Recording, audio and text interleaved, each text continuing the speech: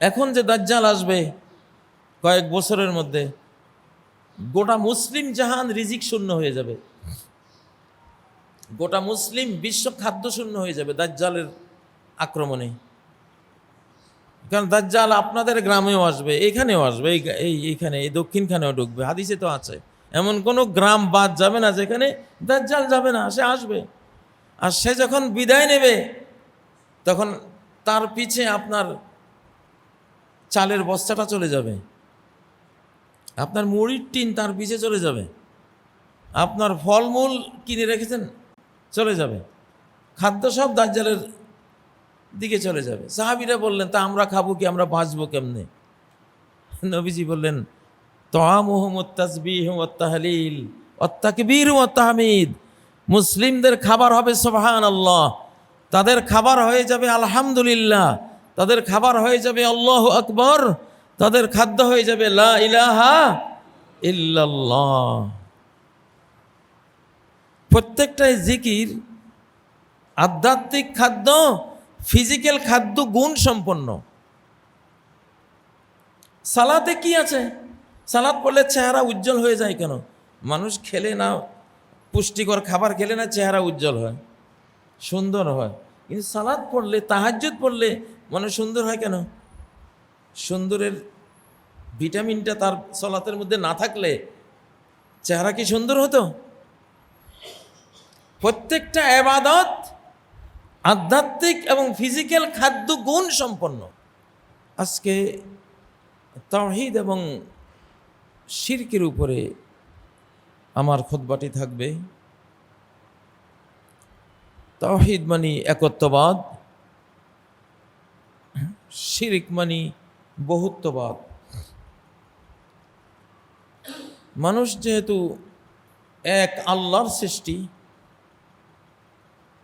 এক আল্লাহর রিজিক খায়, এক আল্লাহ দ্বারা নিয়ন্ত্রিত, অতএব সর্ববিষয়ে একমুখী, এক আল্লাহ মুখীতেই হলো তার ভিশন এবং তার মিশন। তার এই পৃথিবীর শান্তি, তার কবর জীবনের শান্তি, তার অনন্ত লোকের শান্তি একমুখিতার উপরেই নির্ভর করে। হযরত ইব্রাহিম আলাইহিস সালাম, হযরতে মুসা আলাইহিস সালাম, হযরত মুহাম্মদ সাল্লাল্লাহু আলাইহি ওয়াসাল্লাম সহ সকল নবী রাসূল তারা একত্ববাদের প্রচারক ছিলেন, তাওহীদের প্রচারক ছিলেন, বহুত্ববাদের বিরোধী ছিলেন, পৌত্তলিকতার বিরোধী ছিলেন। সকল নবী রাসূলের সাথে উম্মতদের যুদ্ধ বিগ্রহ, লড়াই সংগ্রাম, হাজার হাজার নবীর খুন হওয়া এবং সহস্র সহস্র জাতি আসমানি পানিশমেন্টে পৃথিবী থেকে হারিয়ে যাওয়া, এই সব কিছুর মূল কারণ একটি, বহুত্ববাদ। নবীগণ একত্ববাদ নিয়ে শিক্ষা দিয়েছেন, নবীদের বিরোধীরা বহুত্ববাদকে মার্কেটিং করেছেন, সেটাকে আঁকড়ে ধরেছেন। একত্ববাদে নাজাত মেলে, বহুত্ববাদে ধ্বংস মেলে। একত্ববাদে জান্নাত কপালে আসে, বহুত্ববাদে জাহান্নাম কপালে আসে। একত্ববাদে নূহের জাহাজ মেলে, মহাপ্লাবনেও জাহাজ তাকে আল্লাহর হুকুমে নিরাপত্তা দেয়। আর বহুত্ববাদে মহাপ্লাবনে সলিল সমাধি ঘটে। একত্ববাদে আগুনের ভেতরেও মুক্তি মেলে। হযরত ইব্রাহিম আলাইহিস সালাম নমরুদের অগ্নিকুণ্ডে জ্বলে যাননি, পুড়ে যাননি, কোনো বৈজ্ঞানিক সিস্টেম তাকে রক্ষা করেনি, রক্ষা করেছে তার মনের গভীরে থাকা একত্ববাদ। হাসবি আল্লাহু ওয়া নি'মাল ওয়াকিল, আল্লাহ ইজ সাফিসিয়েন্ট ফর মি, আল্লাহ আমার জন্য যথেষ্ট,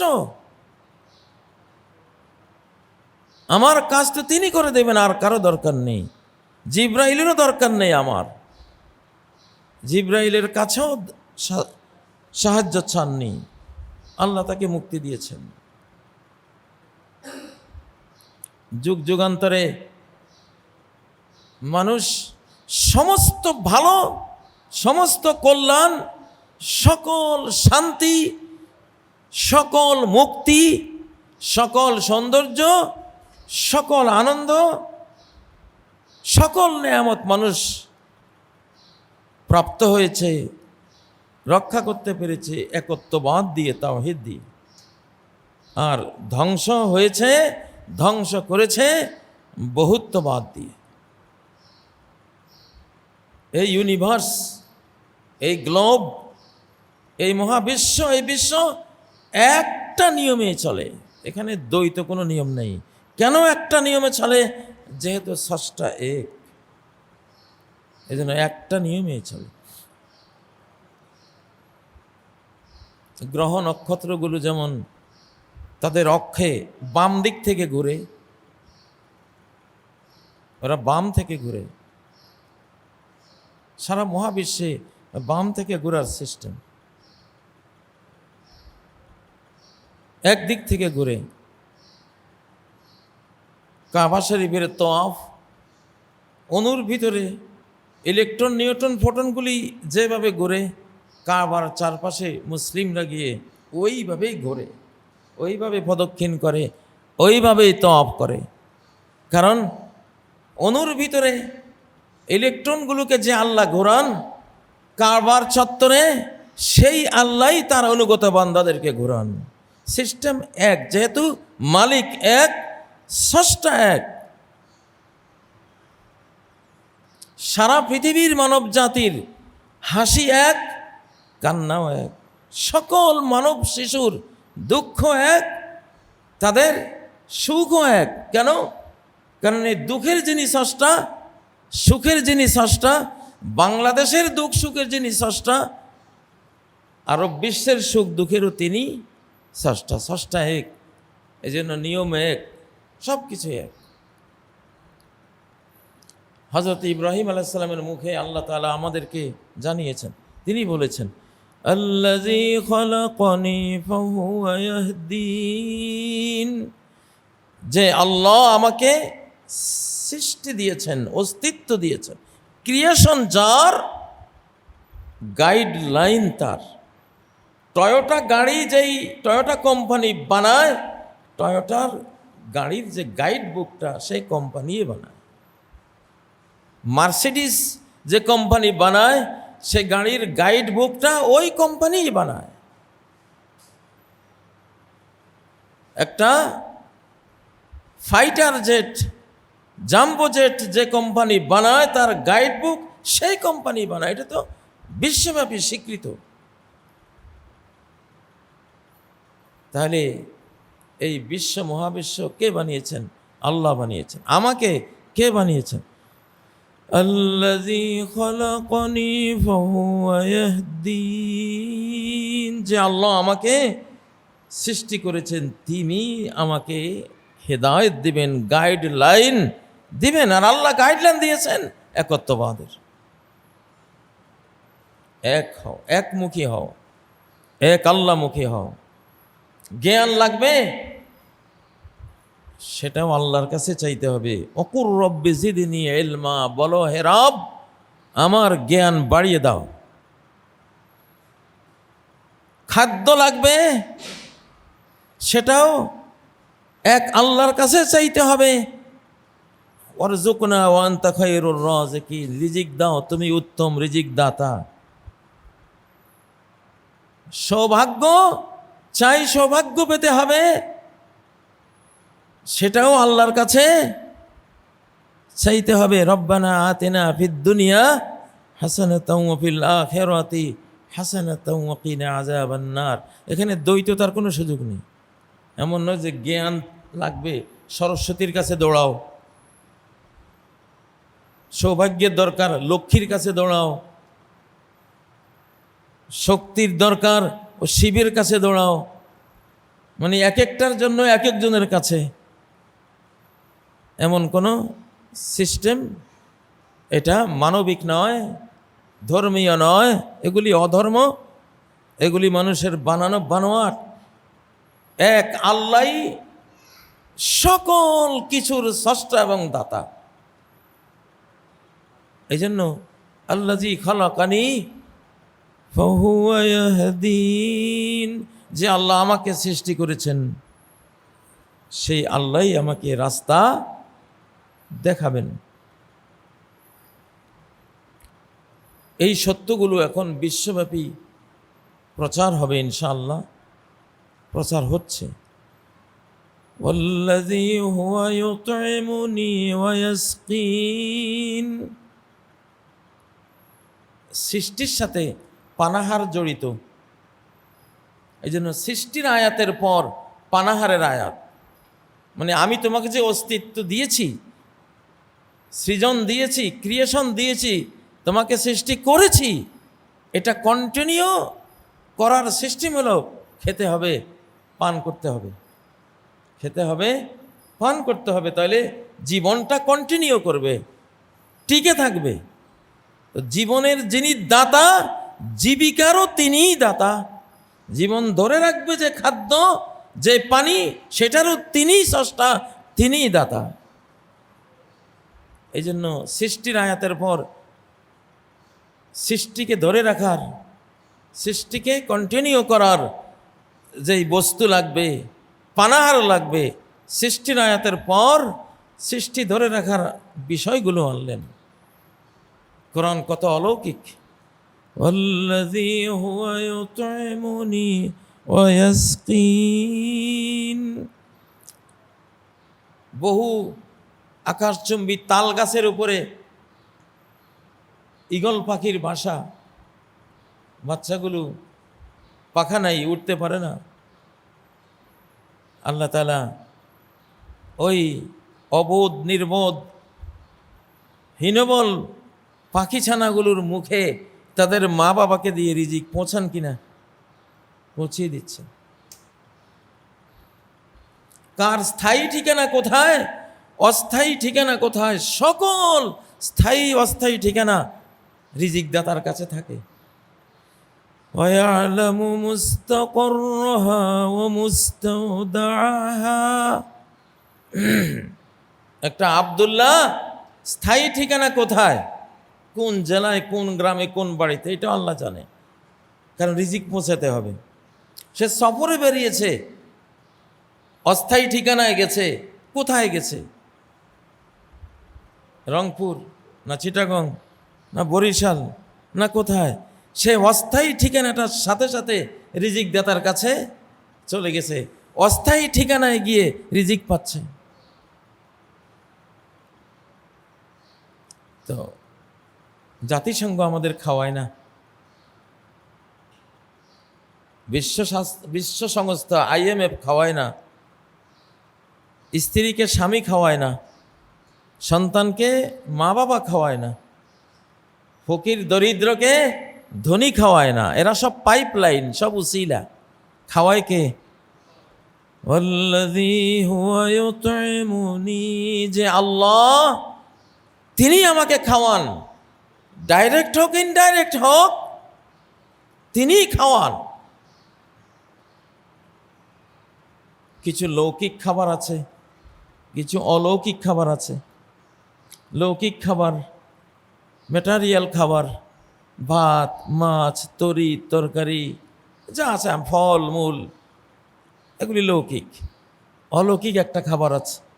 নবীজি এক নাগাড়ে 5 দিন 6 দিন রোজা রাখতেন। সাহাবীরা রোজা রাখতে চাইলে বলতেন, না তোমরা এরকম পারবা না। ইন্নী আবিতু ইউতঈমুনি রব্বি ওয়া ইয়াসকিন, আমি যখন রাত করি সেই রাতের প্রহরে আমার রব আমাকে খাওয়ান, আমার রব আমাকে পান করান। তোমরা তো সেটা হয়তো পাবা না, অতএব তোমরা এক নাগাড়ে 5 দিন রোজা রেখো না। তোমরা শবে সাদিক থেকে সূর্যোদয় পর্যন্ত রোজা রাখো। এগুলি আধ্যাত্মিক খাবার।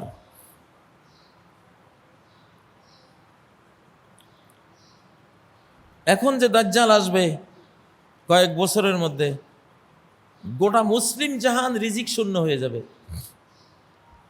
গোটা মুসলিম বিশ্ব খাদ্য শূন্য হয়ে যাবে দাজ্জালের আক্রমণে। কারণ দাজ্জাল আপনাদের গ্রামেও আসবে, এখানেও আসবে, এইখানে এই দক্ষিণখানেও ঢুকবে, হাদিসে তো আছে। এমন কোনো গ্রাম বাদ যাবে না যেখানে দাজ্জাল যাবে না, সে আসবে।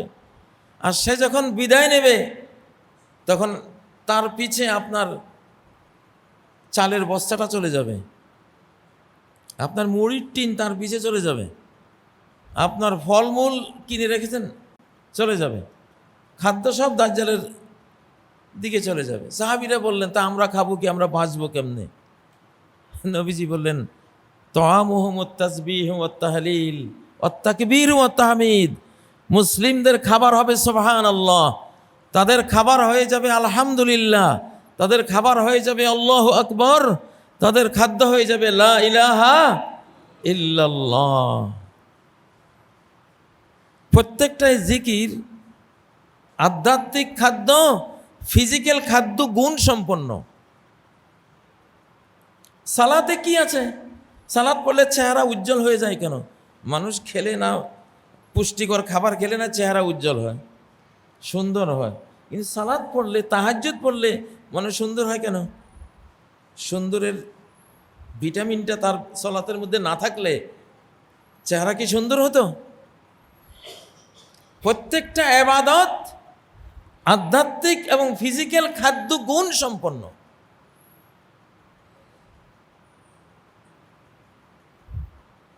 প্রত্যেকটা জিকিরের মধ্যে এনার্জি আছে। আমার মনে পড়ে সেই 2000 সম্ভবত 4 বা তার আগে পরে যখন হজে গিয়েছিলাম, যখন কঙ্কর নিক্ষেপের সময়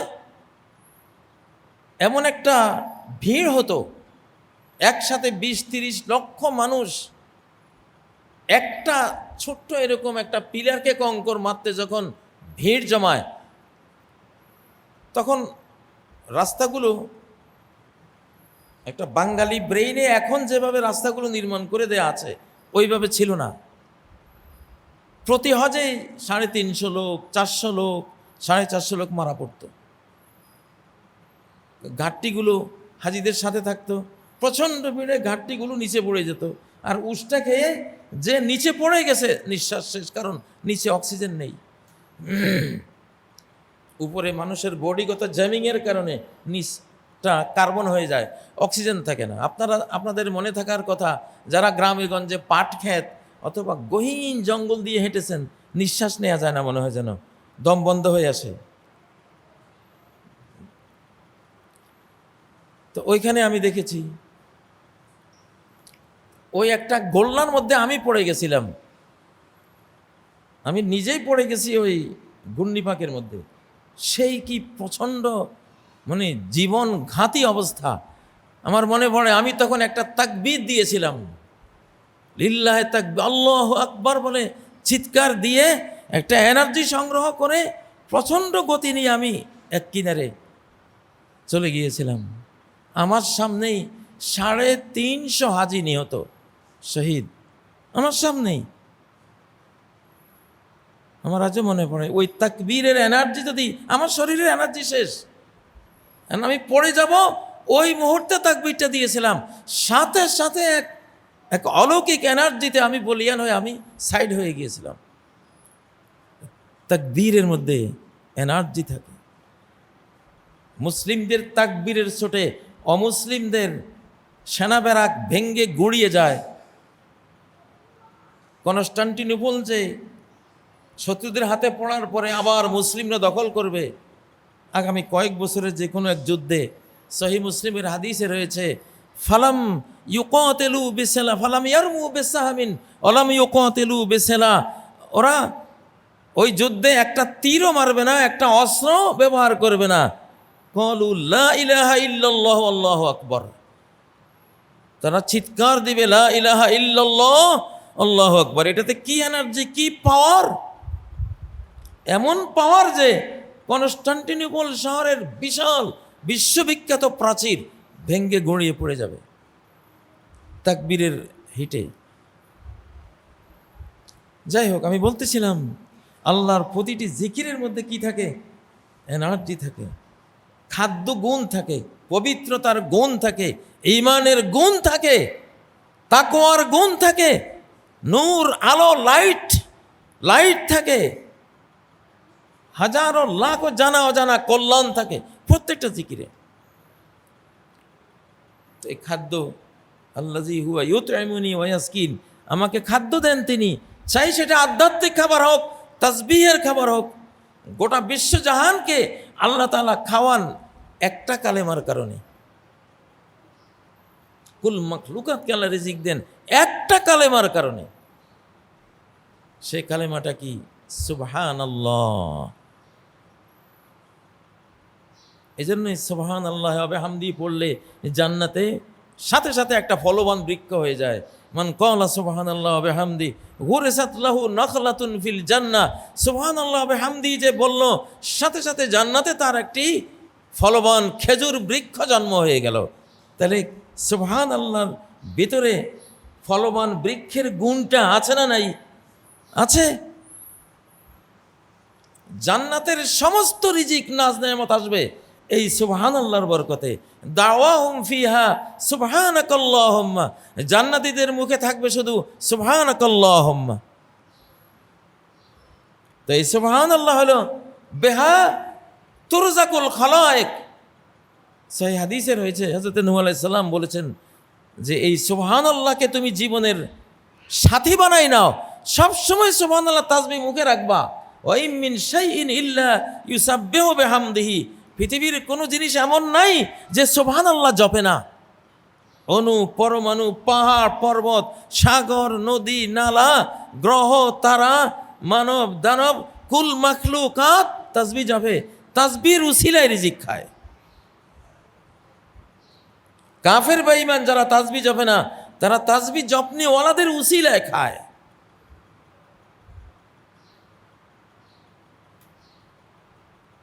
তাহলে বর্তমান যে দুর্ভিক্ষ আসতেছে,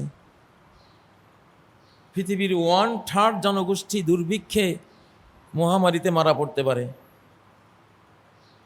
আমরা কঙ্গোর শিশুদেরকে দেখেছি, সুদানের শিশুদেরকে দেখেছি, কঙ্কাল সার, সারা শরীরে কয়টা হাড্ডি আছে দেখা যায়। এমন পরিস্থিতি পৃথিবীর বিভিন্ন অঞ্চলে ছড়িয়ে যেতে পারে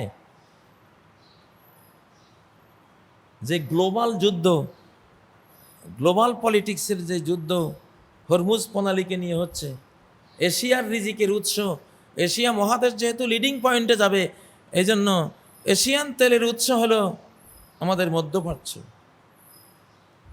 এশিয়া যাতে বিকল হয়ে যায়, এই জন্য এশিয়ার তেলের উৎসগুলো মেরে দেওয়া হচ্ছে, এশিয়ার এনার্জির উৎসগুলো মেরে দেওয়া হচ্ছে।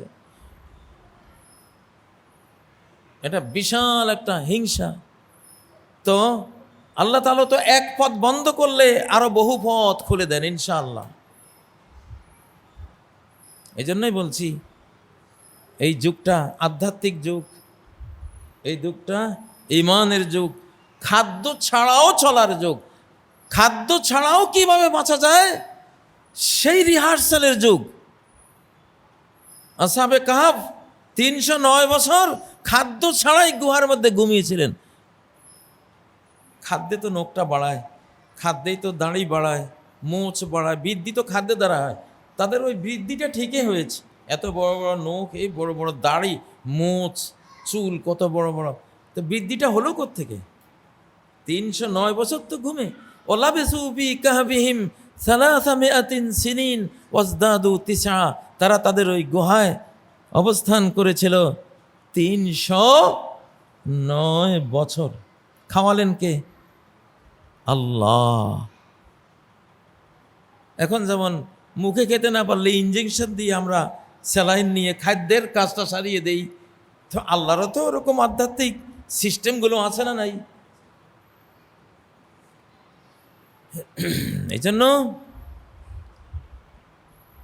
এখন আমাদের দুর্ভিক্ষের মোকাবেলা আসতেছে।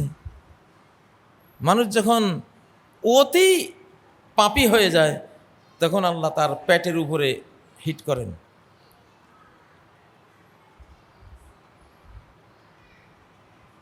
সেনাবাহিনীর যেমন আর্মিদের ওখানে লেখা থাকে যে আর্মি মার্চ করে কিসের উপরে?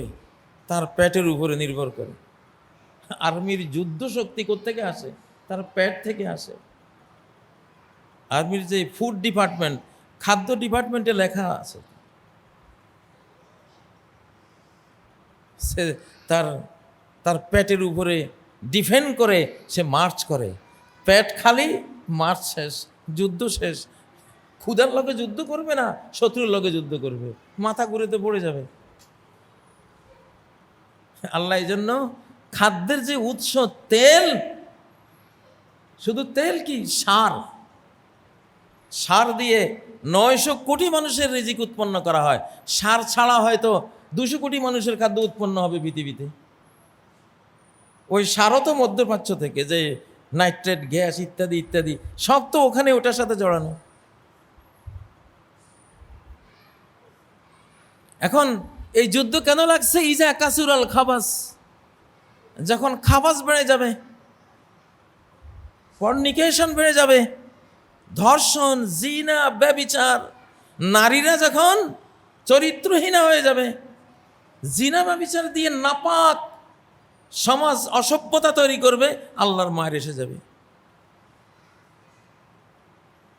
কোথায় নাই অসভ্যতা, কোথায় নাই বেহায়াপনা, বেলাল্লাপনা, কোন বিল্ডিংয়ে নাই কম বেশ? এগুলির এখন কোনো অপরাধে মনে করে না, এগুলি কোনো পাপই মনে করে না। এগুলি এখন এখন হয়ে গেছে সভ্যতার অংশ, মডার্ন লাইফের অংশ। ওকে, তোমার এতই মডার্ন লাইফ যখন হয়েছে, আমিও মডার্ন আক্রমণ চালাবো তোমার উপরে।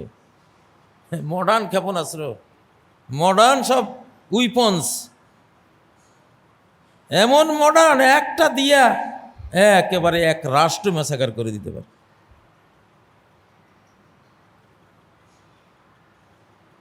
ইরানের সাথে কি এমনিতেই সন্ধি করার জন্য বৃহৎ শক্তি পরাশক্তিরা চেষ্টা করছে? কারণ খবর পেয়েছে ইরানের কাছে 1000 শয়তান 2 ক্ষেপণাস্ত্র রাশিয়া দিয়েছে। শয়তান 2 কি? এক একটা ক্ষেপণাস্ত্র শব্দের থেকে 25-27 গুণ গতি নিয়ে ছুটে 15টা মাথা এক একটা ক্ষেপণাস্ত্রের, একটা গোটা মহাদেশ মিশিয়ে দিতে পারে একটা ক্ষেপণাস্ত্র। এরকম 1000টা পারমাণবিক ওয়ারহেড দিয়েছে কে? রাশিয়া। কাকে? ইরানকে। কেন দিয়েছে? রাশিয়া জানে আমি একা, আমি তো পারবো না। ইরান দুর্দান্ত সাহসী, ওকে দিয়ে দিই, ও মারলে আমিও বাঁচলাম। এই খবর পেয়েই চান্দুরা পিছিয়ে গেছে। ইন্না বানি আম্মেকা ফিহিম রেমাহ, বলে যে তুমি যে বল্লম নিয়ে চাচাতো ভাইকে মারতে যাচ্ছ, আমি তো চাচাতো ভাইয়ের বাড়িতেও বল্লম আছে দেখে আসছি। তা এই হলো অবস্থা। এখন মার তো কপালে আছে, যেহেতু পাপ আছে। শিরিক আর পাপের কারণে পৃথিবী নূহের যুগে ধ্বংস হয়েছে, আদ জাতি ধ্বংস হয়েছে শিরিক আর পাপের কারণে, সামুদ জাতি ধ্বংস হয়েছে শিরিক আর পাপের কারণে, মহাপাপের কারণে, ফেরাউন ধ্বংস হয়েছে শিরিক মহাপাপের কারণে, লূত আলাইহিস সালামের জাতি সমুদ্র তল থেকে আরও 450 কিলোমিটার, 450 মিটার নিচে দাফন হয়ে গেছে। কিসের কারণে? পাপের কারণে। পাপ করে কেউ বাঁচে না। সমস্ত ধ্বংস পাপের সাথে আর পাপীদের সাথে জড়ানো, আর সমস্ত মুক্তি নাজাত বেঁচে যাওয়া পুণ্যের সাথে, নেক আমলের সাথে, ঈমানের সাথে জড়ানো। সম্মানিত ভাইগণ, তাহলে আল্লাহ তাআলা কোরআনে সূরা আশ-শুআরার মধ্যে সৃষ্টির আয়াতের সাথে খাদ্যের আয়াত জোড়ালেন, কারণ সৃষ্টি খাদ্য ছাড়া বাঁচে না। আবার খাদ্য পানীয়ের সাথে, খাদ্য পানীয়ের আয়াতের সাথে অসুস্থতার আয়াত জড়ালেন। ওয়াইজা মারিতু ফাহুয়া ইয়াশফিন, আমি অসুস্থ হলে আল্লাহ আমাকে শেফা দেন। আমি অসুস্থ হলে কে শেফা দেন? আল্লাহ আমাকে শেফা দেন। খাদ্য পানীয়ের আয়াতের পরে অসুস্থ হওয়ার আয়াত, কেন? কেন? খাবারের আয়াতের পরে অসুস্থতার বয়ান। এই লিঙ্কের মধ্যে কি বিজ্ঞান আছে? আল্লাহ শিখাচ্ছেন যে তোমার যত রোগ ব্যাধি সব তোমার খাদ্য আর পানির সাথে জড়ানো।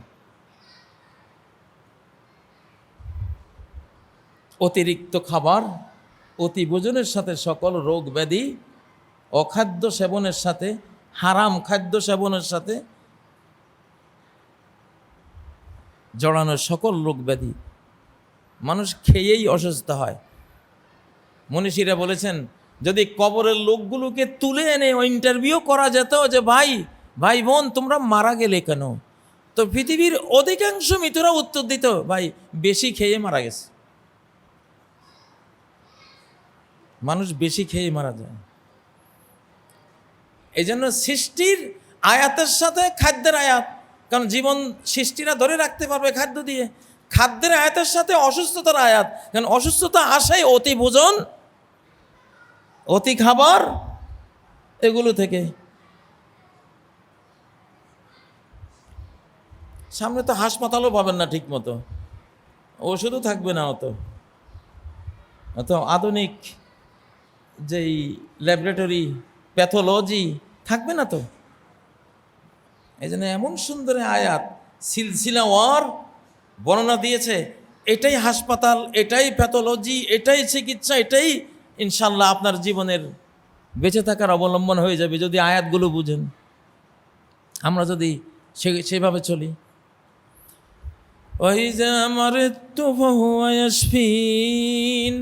আমি যখন অসুস্থ হই, অসুস্থতাকে নিজের সাথে যুক্ত করো। তুমি অসুস্থ, আল্লাহ তোমার অসুস্থ বানায় না, তোমার দোষে, তোমার ভুলে। তুমি খাদ্য বিজ্ঞান কিছুই জানো না, স্কুল কলেজে কি পড়ায়, আমাদের মাদ্রাসাগুলিতে বা কি কতটুকু বুঝায় খাদ্য বিজ্ঞান? মানব জাতির জয় পরাজয় ডাইনিং টেবিলে হয়। মানব জাতির মূল জয় পরাজয় কোথায় হয়? ডাইনিং টেবিলে হয়। তুমি আমাকে বলো তুমি কি খাও, আমি বলবো তুমি কি করো। তুমি আমাকে বলো যে তুমি কি কি খাও, আমি তোমাকে বলতে পারবো তোমার খাদ্যের লিস্ট থেকে তুমি কি কি কাজ করো।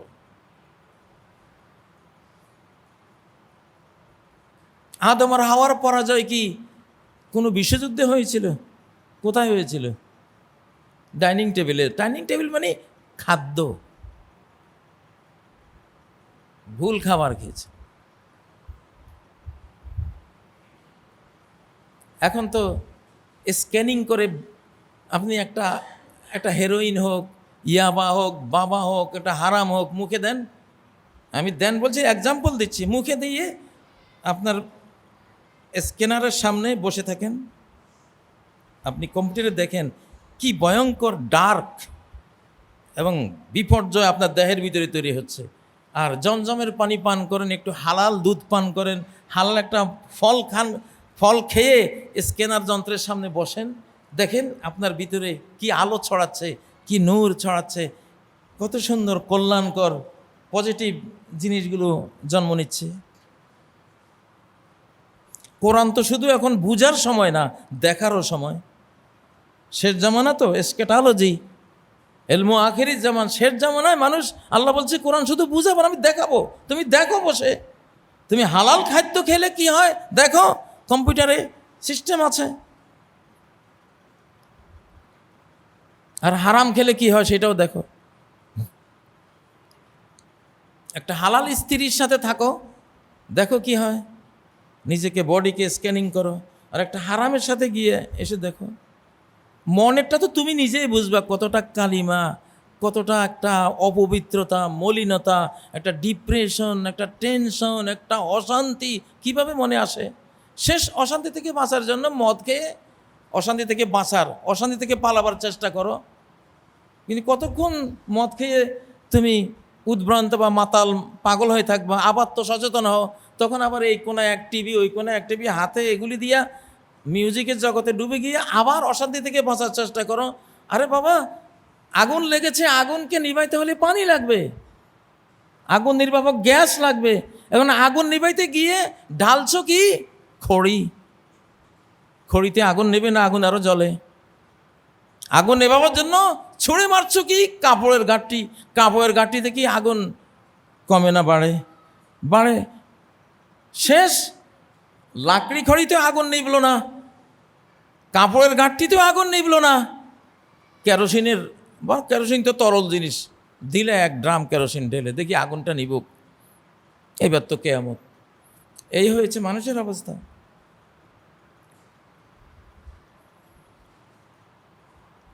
এই পৃথিবীকে বাঁচাতে হলে এখন মসজিদে আসতে হবে। কোন সরকারের বাপের সাধ্য নাই এই পৃথিবীকে বাঁচায়, দেশকে, কারো বাপের সাধ্য নাই। কারণ পৃথিবী টোটাল কন্ট্রোল বাই আল্লাহ, একদম সরাসরি আল্লাহর হাতে চলে গেছে। পাপ আর পাপীদেরকে উনি ধ্বংস করবেনই, পুণ্য আর পুণ্যবানদেরকে উদ্ধার করবেনই। এর ফাঁকে আমি বারবার বলি ওই হাদিসটা যে 2/3 জনগোষ্ঠী পৃথিবী থেকে হারিয়ে যাবে। 900 কোটি 600 কোটি মাইনাস, সে মাইনাস পয়েন্টে আসছি আমরা। অতএব এই স্ক্যাটালজির যুগে, এই শেষ জামানার কিয়ামতের লক্ষণের পর লক্ষণ প্রকাশের যুগে কোরআনের উপরে নজর না দিয়ে চলতে পারবে না। রাজনীতি ধর্ম নয়, ধর্ম রাজনীতি নয়, দুইটা দুই জিনিস। রাজনীতি ধর্ম নয়, ধর্ম রাজনীতি নয়, দুইটা দুই জিনিস। কোথায় পেয়েছি এটা? আবু বকর সিদ্দিককে খলিফা নিয়োগ করার সময় সাহাবীরা যেটা বলেছেন, রাদিয়াহু রাসূলুল্লাহি সাল্লাল্লাহু আলাইহি সাল্লাম আলে দীনিনা, আবু বকরকে রাসূল আমাদের দ্বীনের ইমামত, দ্বীনের নেতৃত্বের জন্য পছন্দ করেছেন। কোন সেই দিন? নামাজ। উনি বেঁচে থাকাকালীন আবু বকরের পিছনে নামাজ পড়েছেন। আবু বকর, সামনে যাও, তুমি আমাদের এই ধর্মীয় নেতা। সাহাবীরা কি বললেন? রাসূল জীবদ্দশায় যেই আবু বকরকে ধর্মের নেতৃত্ব দিয়েছেন, আমাদের দুনিয়ার নেতৃত্বটা সেই আবু বকরকে দিতে আমাদের আপত্তি কি? কি বোঝা গেল? ধর্ম এক জিনিস, রাজনীতি আরেক জিনিস। কিন্তু রাজনীতিক যদি ধর্মের প্রদীপ হাতে নিয়ে না চলে, তাহলে রাজনীতির অন্ধকার গিরিপথে গভীর খাদে নিজেও বিলীন হবে, নিজের জাতিকেও বিলীন করবে। রাজনীতির এই গহীন অন্ধকার গলিপথে চলেনি ফেরাউন, ধর্মের প্রদীপ নিয়ে চলেনি নমরুদ, ধর্মের প্রদীপ নিয়ে চলেনি হিটলার, ধর্মের প্রদীপ নিয়ে চলেনি বিশ্বের যুগ যুগান্তরের সাদ্দাত, কারুন। এরা সবাই ধ্বংস হয়েছে, ধ্বংস করেছে নিজের জাতিকে। ও আদাল্লা ফেরাউন কাওমাহু ওমা হাদা। ফেরাউন, তুমি রাষ্ট্রপতি, ওকে ধর্মের প্রদীপটা কেন নিলে না? জানো না এটা অন্ধকার গিরিপথ, পাহাড়ি পথ, দুর্গম দুর্গম গিরি, কান্তার মরু দুস্তর পারাবার। তুমি জানো না? নিজেও শেষ, জাতীয় শেষ। আর যদি রাজনীতি নামক এই দুনিয়ার কাজটা ধর্মের প্রদীপ নিয়ে কেউ করে, তাহলে সে হবে হযরত সুলাইমান, সে হবে হযরত দাউদ আলাইহিস সালাম, সে হবে হযরত মুহাম্মদ সাল্লাল্লাহু আলাইহি সাল্লামের মতো, সে হবে আবু বকর, ওমর, ওসমান, আলী, তাদের মতো। নিজেও বাঁচবে, জাতিকেও বাঁচাবে। পারিবারিক জীবনও ধর্মের প্রদীপ। পারিবারিক জীবন এটা ধর্ম না, এটা দুনিয়া। স্বামী স্ত্রীর জীবন এটা দুনিয়া। সংসার, বাবা হচ্ছেন, মা হচ্ছেন, এগুলো দুনিয়া। রুজি রোজগার করছেন, দুনিয়া। এটা ধর্ম না। কিন্তু প্রত্যেকটাতে ধর্মের প্রদীপ লাগবে কিনা, আলোটা লাগবে কিনা। বিশ্ব বুঝতে শুরু করেছে এখন যে এটা লাগবে। এই জন্য প্রেসিডেন্ট ট্রাম্প পাদ্রীদেরকে এনে দোয়া চাচ্ছেন, দোয়া চাচ্ছেন। প্রেস টু আল্লাহ। ইরানকে হুমকি দেওয়ার সময়, এখন উনি কোন নিয়তে বলেছেন জানি না। যদি উনি ঠাট্টার নিয়তে বলেন তো শেষ করেছেন নিজেকে, নিজের জাতিকে। আর যদি প্রেস টু আল্লাহ, মুসলিমরা আলহামদুলিল্লাহ বলে, উনি তো সেটা বলেছেন, ধর্মের কথা মুখে এনেছেন। যদি ন্যাক নিয়তে বলেন তাহলে ভালো। সম্মানিত বন্ধুরা, ধর্মের বর্মে না আসলে এখন আর কেউ বাঁচতে পারবেন না। কেউ বাঁচতে পারবেন না, বাঁচার কোনো সুযোগ নেই। বাংলাদেশকে বাঁচাবে তার ঈমান, তার সালাত, তার তাহাজ্জুদ, তার সিয়াম, তার হজ ওমরা, তার ধর্মীয় এইসব কিছু সুন্দরভাবে করলে এইটা আপনারা বাঁচবেন ইনশাআল্লাহ। আল্লাহ তাআলা আমাদেরকে ধর্মের সুরক্ষা নেওয়ার তৌফিক দেন। অত্যন্ত জটিল কুটিল এই পরিস্থিতিতে ধর্মের প্রদীপ ছাড়া রাজনীতি করার, সমাজ চালাবার, বিশ্বকে মুক্তি দেওয়ার, জাতিকে রক্ষা করার কোনো উপায় কারো কাছে নাই। সমস্ত রাষ্ট্রবিজ্ঞান এখন ফেলিওর, সমস্ত সমর বিজ্ঞান ফেলিওর, সমস্ত অর্থনীতি ফেলিওর হয়ে যাবে, কোনো কিছুতে কাজ হবে না। কিন্তু সঠিক ধর্মের প্রদীপটা হাতে নিলে যে আল্লাহ সৃষ্টি করেছেন, গাইডলাইন তিনি দিয়েছেন, সেটা ইনশাআল্লাহ আমাদেরকে বাঁচাবে, আল্লাহ বাঁচাবেন। আকুলু কওলি হাযা ওয়া আস্তাগফিরুল্লাহ লি ওয়া লাকুম ফাস্তাগফিরুহু ওয়া তুবু ইলাইহি ইন্নাহু হুয়াল গফুরুর রহিম। আলহামদুলিল্লাহিল্লাযী জাআলা আদ-দীনা ইসমাতান লিহায়াতিনা ওয়া জাআলা যিকরাল আখিরাহ জাদান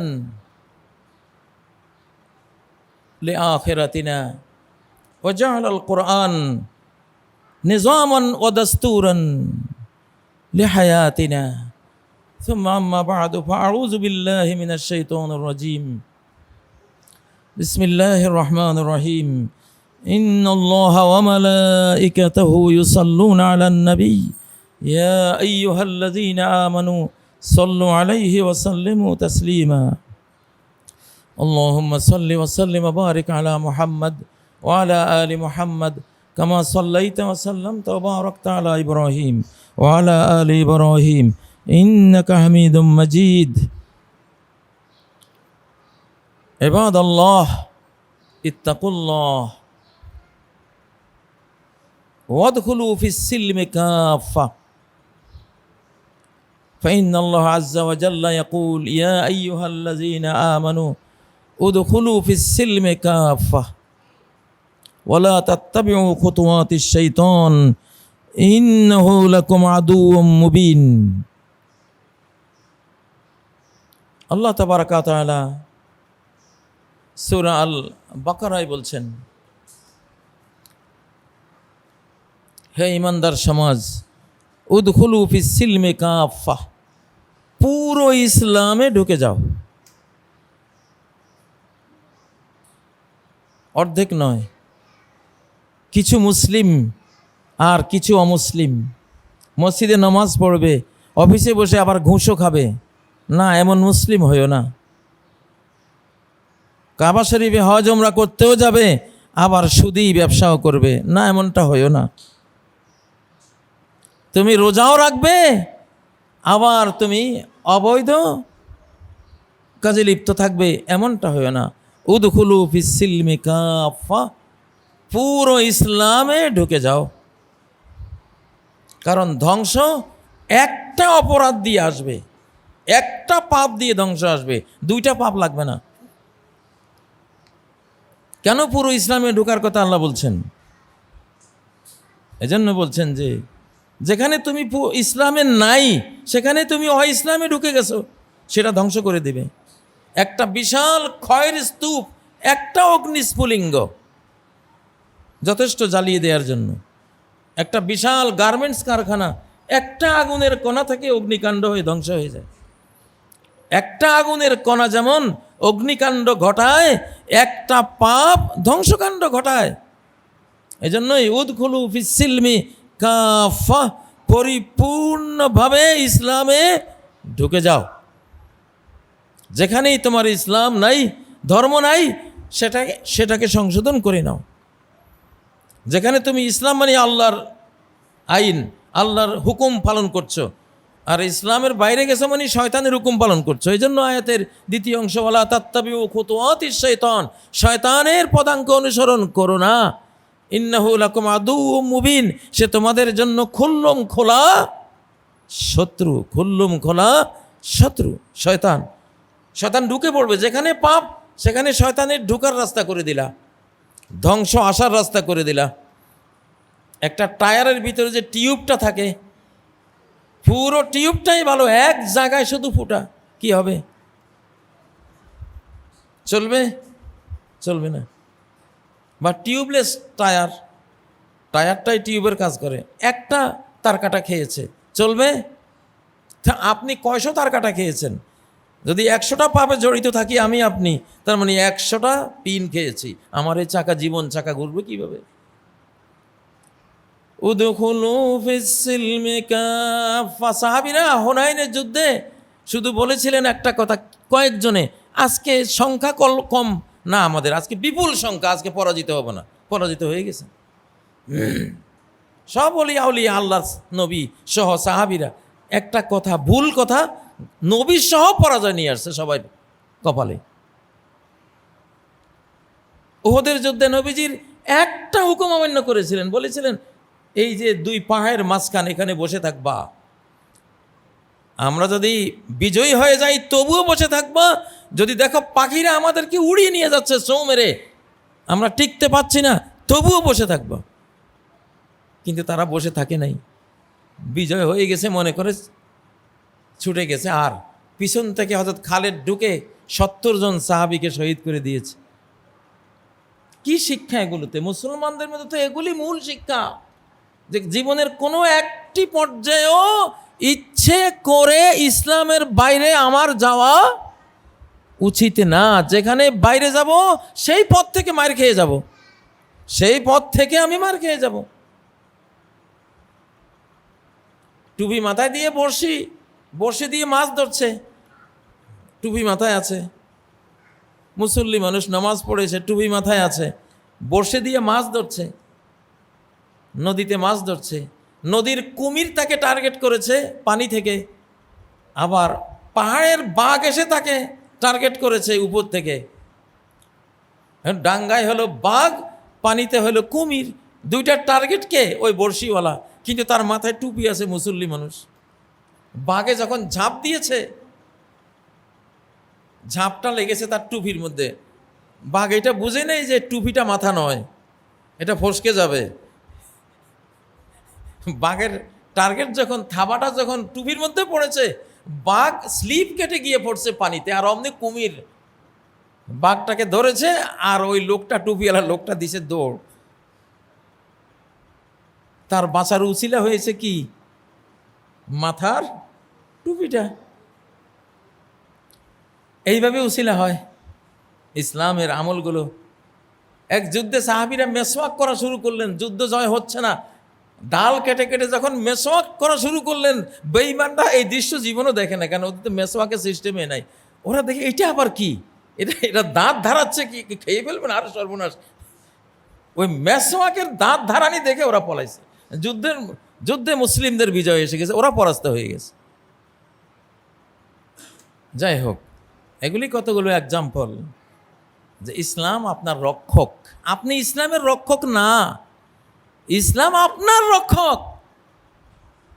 জাহান্নামে পড়বে ইসলাম না থাকার কারণে, জান্নাতে যাবে তার ইসলাম থাকার কারণে। কবরে আযাব হবে না ইসলাম থাকার কারণে, আযাব হবে তার ইসলাম না থাকার কারণে। ঠিক নয় কি? ফেরাউন মরেছে ইসলাম থাকার কারণে নাকি না থাকার কারণে? না থাকার কারণে। নমরুদ মশার কামড়ে মরেছে ইসলাম থাকার কারণে নাকি না থাকার কারণে? না থাকার কারণে। ফেরাউন ডুবেছে কিসের কারণে? কওমে লূত। এই যে এক্সাম্পলগুলি তো আপনারা সবাই জানেন, এগুলিতে ক্লিয়ার কথা, ইসলাম যেখানে থাকবে আমি সেফ। আমার জীবনে যেখানে যেই পয়েন্টে ইসলামের উপর আছে আমি নিরাপদ, আর যেখানে ইসলামের উপর নাই সেখানে আমি বিপদগ্রস্ত।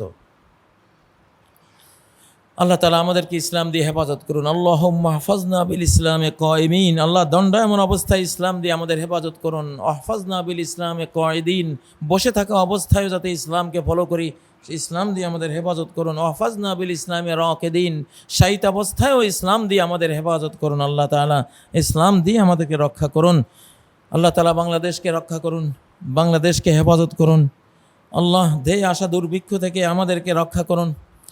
মুসলিম জাহানের এনার্জি, তার শক্তি, পাওয়ার গুঁড়িয়ে দেওয়ার ষড়যন্ত্র চলছে। গ্লোবাল পলিটিক্সের শিকার হয়েছে ইরান, মধ্যপ্রাচ্য। আল্লাহ আমাদের হেফাজত করেন। আল্লাহ যে ধর্ম মধ্যপ্রাচ্যকে রক্ষা করবে, যে ইসলাম ইরানকে রক্ষা করবে, সে খাঁটি ইসলাম গোটা মুসলিম জাহানে আপনি দান করেন আল্লাহ। যেখানেই পাপাচার রয়েছে, শিরিক রয়েছে, যেখানে কুসংস্কার রয়েছে, সেগুলো থেকে আমাদেরকে দূরে সরিয়ে দেন আল্লাহ। আয় আল্লাহ, আমাদের মা বাবাকে ক্ষমা করেন, আমাদের মুরব্বিয়ানে কেরামকে ক্ষমা করেন, জীবিত মৃত সকল মুমিন মুমিনা মুসলিম মুসলিমাকে ক্ষমা করেন, আমাদের দেশ জাতি সরকার সবাইকে সৎপথে পরিচালিত করেন আল্লাহ। যে পথে কল্যাণ রয়েছে, মুক্তি রয়েছে, চিরসফলতা রয়েছে, আমাদের সবাইকে সেই পথে পরিচালিত করেন আল্লাহ। বাংলাদেশের জনগণকে, বাংলাদেশের কর্তা ব্যক্তিগণকে, বাংলাদেশের যারা রাষ্ট্রীয় নেতৃত্বে আছেন সবাইকে আল্লাহ এদেশ রক্ষার, এদেশকে হেফাজত করার এবং এই দেশের মানুষের ইহকাল পরকাল রক্ষা করার পথে যাতে তারা চলে চালায় সে তৌফিক দান করেন আল্লাহ। আউযু বিল্লাহি মিনাশ শাইতানির রাজীম। বিসমিল্লাহির রহমানির রহিম। ইন্নাল্লাহা ইয়া'মুরু বিল আদলি ওয়াল ইহসান ওয়া ইতা'i যিল কুরবা ওয়া ইয়ানহা আনিল ফাহশা'i ওয়াল মুনকারি ওয়াল বাগি ইয়া'iযুকুম লা'আল্লাকুম তাযাক্কারুন। ওয়াজকুরুল্লাহা ইয়াযকুরুকুম ওয়াদউহু ইয়াস্তাজিব লাকুম ওয়া লাযিকরুল্লাহি আকবার। ওয়াল্লাহু ইয়া'লামু মা তাসনাউন।